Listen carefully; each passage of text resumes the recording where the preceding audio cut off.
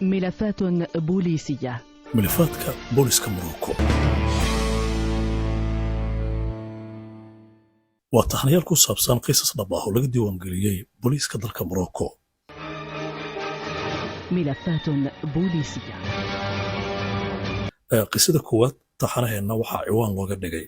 sheekada koowaad waxa weeyaan fargashigii Suleymaan ama faraatigii Suleymaan hadba sida u taqaano. qaybta koowaad waxay bilaabanaysaa maalin Jimco ah ay ku asteesan tahay taariikhdu 25 Maarso sanadka waa 2005.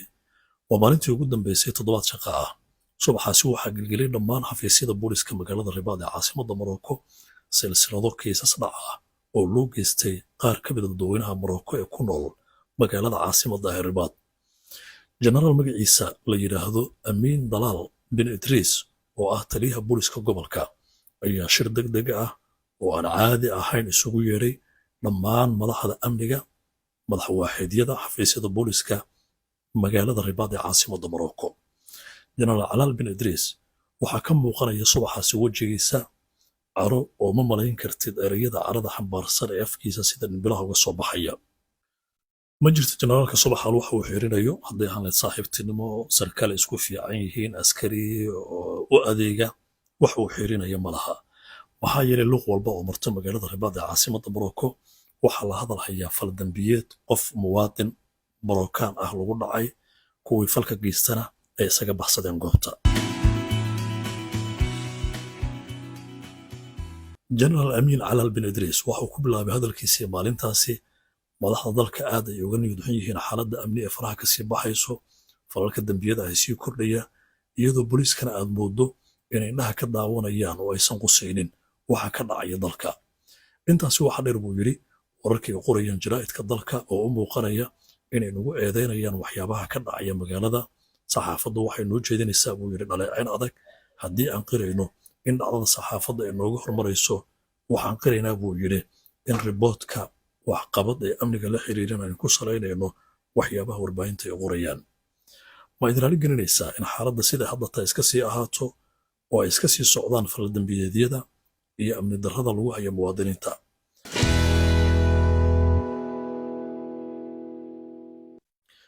jenaraal Amiin Calaal bin Idriis waxa uu qaatay daqiiqado isugu jira murugo iyo caro ka dhalatay canaan uga timid madaxda uga sarreysa amniga dalka. mid ka mid ah saraakiisha kulanka ku sugnaa ayaa yidhi waad aragtaan saaxiibayaal sida canaanta ay noogu dhacday markii aan ku guuldarraysanay inaan gacanta ku soo dhigno dilaaga oo 8 maalmood ayaa ka soo wareegtay waqtigii dilka uu geystay ilaa haddana ma hayno wadiiqadii aan ku soo qaban lahayn. waxaa quus laga joogaa hannaanka aan u wajahno oo aan ku dabagalno falalka dambiyada lidiga ku ah oo geystaan manaxayaasha.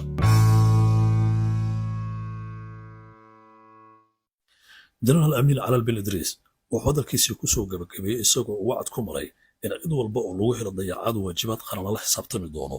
sidoo kale 24 saac ayuu u qabtay booliiska inay la yimaadaan qorshayaal soo celin kara kalsoonida shacabka ay ku qabaan amniga. kulankii ayaa sidaasi maalintaasi ku dhammaaday. sarkaal walbana waxa uu ka jafjaftay goobta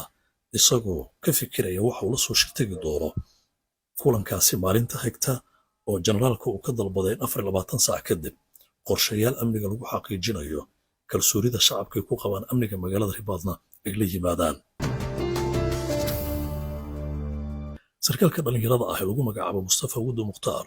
wuxuu ka mid ahaa saraakiisha goobjooga ahaa kulankaasi maalinta muddana waxa uu hogaaminayay faylka la dagaalanka dambiyada xatooyada la xiriira.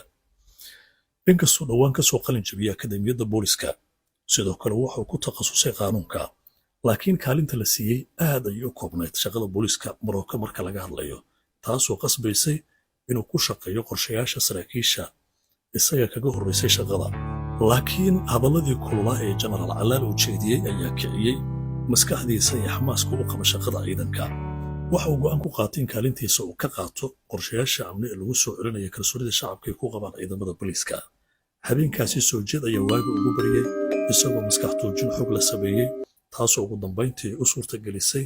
inuu xaqiijiyo qorshe isku dubaridan. waxa uu keenay qorshe dhammaystiran oo ka kooban xal iyo beddelkeeda haddii sida loo dejiyey uu fuli waayo. waxa uuna ku adkaystay inuu noqdo qofka ugu horreeya ee la kulma taliyaha booliiska. waqti hore ayuu ku soo jarmaaday xafiiska taliyaha booliska waxauna noqday qofkii ugu horreeyey ee la kulma genaraal calaal bin idriis taliyaha booliska gobolka salaan ee ismarxabeen kadib wuxuu gacanta u geliyey qorshe amni oo qoraal ah kadibna waxaa lagu yidhi mahadsanid soo fariiso wax yar kadib waxaa furmay shirkii soo jeedinta qorshaha waxaa lagu bilaabay wiilkii dhallinyarada ahaa ee la soo kal lahay qorshahan dhammaystiran waxa lagu soo dhoweeyey masraxa si uu u soo jeediyo qorshihiisa ku aadan xaqiijinta amniga magaalada ribaad wiilkii soo jeedinta qorshihiisa wuxuu ku bilaabay taliya waxaad ka waraysaa inaan ku cusubahay shaqada booliska oo dhowaan uunan ka soo qalin jabiyey akademiyadda booliska waxaa xafiiska igu soo dhoweeyey markaan shaqada imaaday macallimiintayda oo fursad ii siiyey in wixii aan bartay ee aan jeclaa aan ku shaqeeyo waxaan go'aan ku qaatay oo aan nafteyda u sheegay inay u baahan tahay waqti ay kula qabsato khibrad iyo waayo aragnimona ay ku kasbato oo shaqada ay fahamto waxaan qirayaa in maanta aan kasbaday khibrad iyo waayo aragnimo igu filan oo aan fahmay dhammaan malafaadka yaala xafiiska waxaan sidoo kale aad u bartay barayaasha xafiiska ka shaqeeya oo da'dooda ay kor u dhaafaysa 40 sano waa dhab in muddo dheer ay soo shaqeeyaan khibrad iyo waayo aragnimo buuxdan u leeyihiin shaqada booliska haddana taliya waxaa la dafiri karin in shaqada uu ku badatay iyo dhafarka faraha badan ee habeenkii ay saamaysay tayada shaqadooda taasina waxay keentay in gaabis iyo weliba dabacsanaan buuxdu ay ku timaado shaqadii dabagalka iyo baaritaanka dembiyada ka dhaca waddooyinka magaalada ribaad sidaas daraaddeed taliya waxaa qabaa in shaqooyinkaasi loo dhiibo dhallinyarada oo iyagu hogaamiyaan genaraal amiin calaal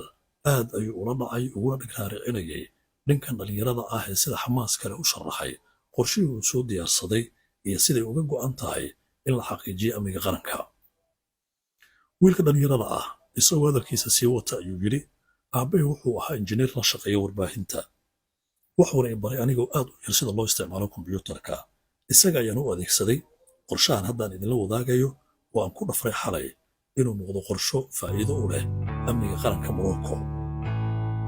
qorshahaasi aad buu u soo jiitay taliyaha booliska waxauna ku yidhi haddaba maxaa xiga mustafa wado mukhtaar ayaa sii watay hadalkiisa uu yidhi mudane inta hawsha kuma eka oo waxaa jira jihooyin kale oo faldambiyadiyada ku lug leh kuwa uu ku caawiyo dambiilayaasha in shacabka la dhibaateeyo waxaa sidoo kale muuqata in gudaha bangiga dhexe gacmo ku jira ay farmuuqaan dadka lacagaha ka soo qaata bangiga kadibna bannaanka looga qaato daqiiqada yar kadib mana qariibsanayo runtii in silsilad isku xiran oo wadaaga dambiyada ay ku jiraan shaqaalaha bangiga